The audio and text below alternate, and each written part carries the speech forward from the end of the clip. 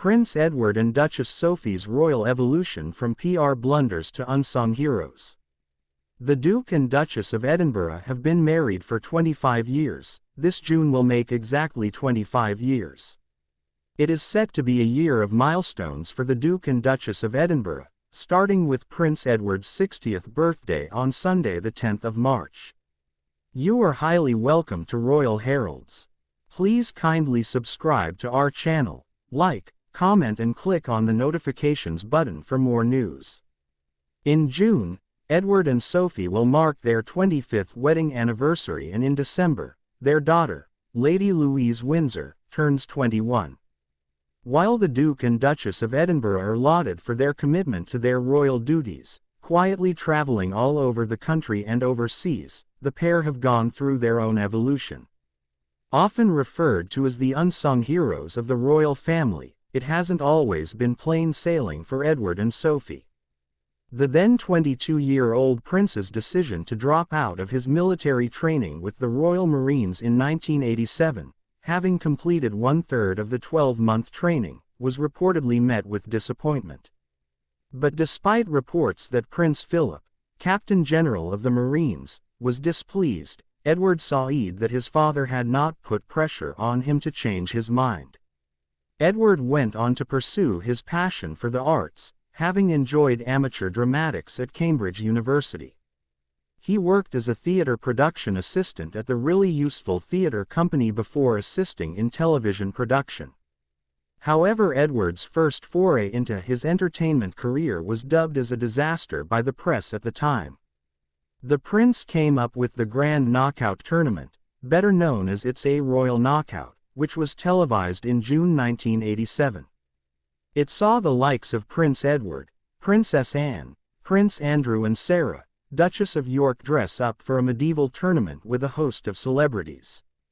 Despite the event raising over £1.5 million for charity, it was later reported that the late Queen had disapproved of the event and all of her courtiers had advised against it.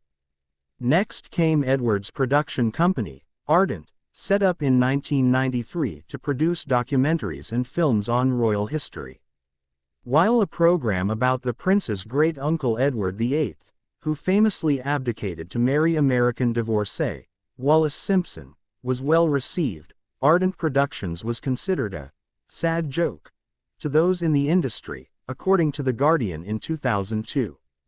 An Ardent film crew later allegedly invaded the privacy of Edward's nephew, Prince William, while he was a student at the University of St. Andrews in 2001, which reportedly angered then Prince Charles.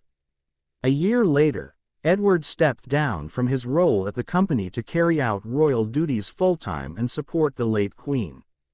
Ardent Productions was voluntarily dissolved in June 2009, with assets reduced to just £40. Edward met PR consultant Sophie Rhys-Jones in 1993, and after a long-term relationship, the prince proposed during a holiday in the Bahamas in December 1998. The couple tied the knot in a low-key ceremony at St. George's Chapel, Windsor Castle on the 19th of June 1999. Sophie's first experiences of marrying into the royal family were not easy either. Like her husband, she struggled to combine her business with royal duties. She chaired her own public relations firm RJH, but in 2001, she was secretly taped by a tabloid reporter posing as a sheikh, who tried to obtain information from her about the government and her family. Stricter guidelines on royal business activities were introduced as a result. Since then, Edward's interest in the arts and sports has served him well through his public duties.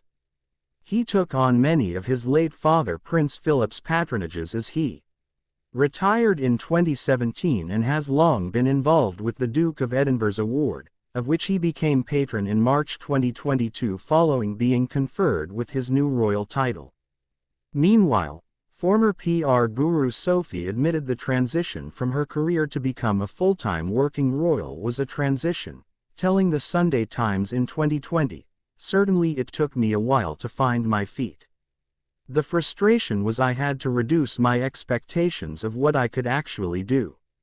I couldn't turn up at a charity and go, right, I think you should be doing this, because that's what I was used to doing in my working life.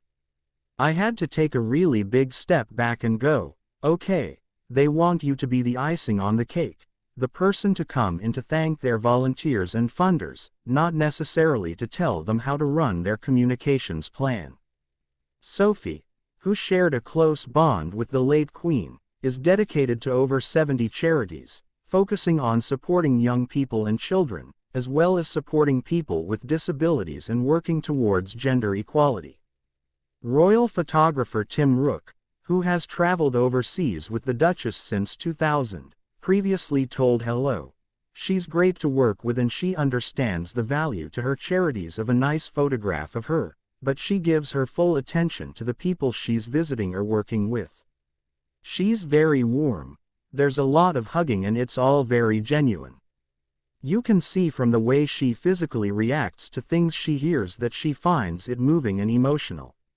For the people she meets, having a VIP take an interest means a lot. She makes sure everyone feels they've had their moment with her.